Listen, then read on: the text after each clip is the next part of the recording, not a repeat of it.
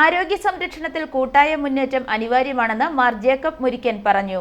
Swaruma palliative കെയറിന്റെ നേതൃത്വത്തിൽ കുറവിലങ്ങാട് സഹകരണ ബാങ്കിന്റെയും വ്യാപാരി വ്യവസായി ഏകോപന സമിതി യൂണിറ്റിന്റെയും എക്സിക്യൂട്ടീവ് ക്ലബിന്റെയും സഹകരണത്തോടെ ഡയാലിസിസ് കിറ്റും മരുന്നും വിതരണം ചെയ്യുന്ന പദ്ധതി ജീവധാരയുടെ ഉദ്ഘാടനം നിർവഹിക്കുകയായിരുന്നു ബിഷപ്പ്.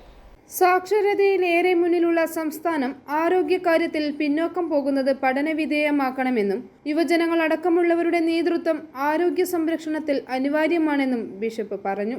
എന്തുകൊണ്ടാണ് ഇത്രമാത്രം സാക്ഷരതയിൽ ഒന്നാമതെത്തിയ നമ്മുടെ നാട് ആരോഗ്യ സാക്ഷരതയിൽ പുറകോട്ട് പോകുന്നത് എന്നതിനെ സംബന്ധിച്ച് ഒരു വൈരുദ്ധ്യം നിലനിൽക്കുകയാണ്.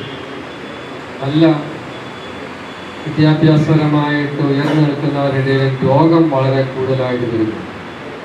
അത് ആണ് ഒരു വൈരുദ്ധ്യമായിട്ട് നിൽക്കുന്നത്. അതിനാവശ്യമായ ബോധനം നമ്മുടെ ഈ കൂട്ടായ്മ നടത്തുന്നുവെന്ന് പറഞ്ഞറിഞ്ഞതിൽ എനിക്ക് സന്തോഷമുണ്ട്. കാരണം ഇന്ന് ഏറ്റവും കൂടുതലായിട്ട് ഒരു ബോധനം ആവശ്യമുണ്ട്. ഡയാലിസിസിനൊക്കെ കിഡ്നി ട്രബിളായി കഴിഞ്ഞാൽ അവരെ ശുശ്രൂഷിക്കുക എന്ന് പറഞ്ഞാൽ ഭീകരമായ തുക വേണ്ടി വരുന്നു. സ്വരുമ പ്രസിഡന്റ് ഷിബി വെള്ളായിപ്പറമ്പിൽ അധ്യക്ഷത വഹിച്ചു.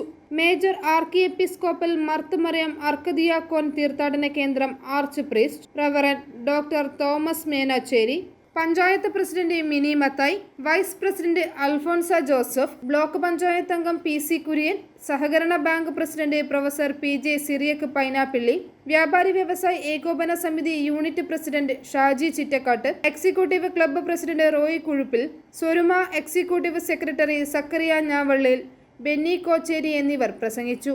i4 news, Ettumanoor.